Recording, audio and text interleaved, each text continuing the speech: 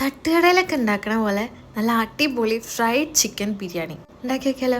ആദ്യം തന്നെ നമുക്ക് ചിക്കൻ ഫ്രൈ ചെയ്തെടുക്കണ്ടേ. അപ്പം അതിന് വേണ്ടിയിട്ട് ചിക്കനിലേക്ക് ഉപ്പ്, മഞ്ഞൾപ്പൊടി, മുളക് പൊടി, ജിഞ്ചർ ഗാർലിക് പേസ്റ്റ് വളരെ കുറച്ച് ചേർത്താൽ മതി, കോൺഫ്ലോർ, പിന്നെ ആവശ്യത്തിന് വിനാഗിരി ചേർത്തിട്ട് മിക്സ് ചെയ്യുക. അയ്യോ, മുട്ടയുടെ കാര്യം മറന്നുപോയി. എപ്പോഴും ഇങ്ങനെ എന്തെങ്കിലും ഒന്ന് മറക്കും. അപ്പം അതിലേക്ക് മുട്ട പൊട്ടിച്ച് ചേർത്തിട്ടുണ്ട്. എന്നിട്ട് നമ്മളത് മിക്സ് ചെയ്ത് സെറ്റാക്കി ഒരു 1 hour മാരിനേഷൻ മാറ്റി വയ്ക്കുക. എന്നിട്ട് ആദ്യം തന്നെ കുറച്ചധികം സവോള നമ്മൾ ബ്രൗൺ കളറിൽ ഫ്രൈ ചെയ്തെടുത്തിട്ടുണ്ട്.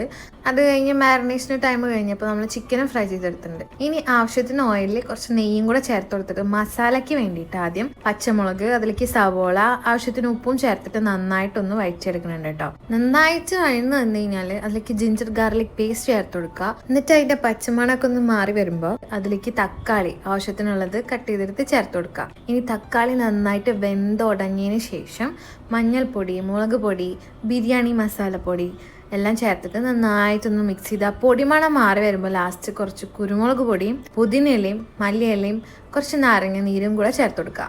എല്ലാം കൂടെ ഒന്നങ്ങ് മിക്സ് ചെയ്തെടുത്തിട്ട് അതിലേക്ക് നമ്മൾ നേരത്തെ ഫ്രൈ ചെയ്ത് മാറ്റിയ സവോളല്ലേ, അതിന് കുറച്ച് ഭാഗം ചേർത്ത് കൊടുക്കുക കേട്ടോ.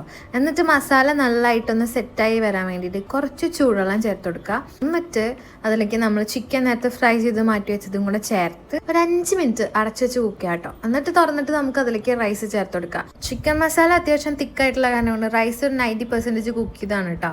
ഈ റൈസ് ചേർത്ത് വെച്ച് നമ്മൾ ദമ്മിടൂലേ, അപ്പോൾ ഇടുന്ന പോലെ തന്നെ ഫ്രൈ ചെയ്തിട്ടുള്ള മുന്തിരി, അണ്ടിപ്പരിപ്പ്, സവോള, പിന്നെ മല്ലിയില, പുതിനില എല്ലാം ചേർത്ത് കുറച്ച് നെയ്യും ചേർത്ത് അടച്ച് വെച്ചൊരു 5 മിനിറ്റ് വെക്കുക.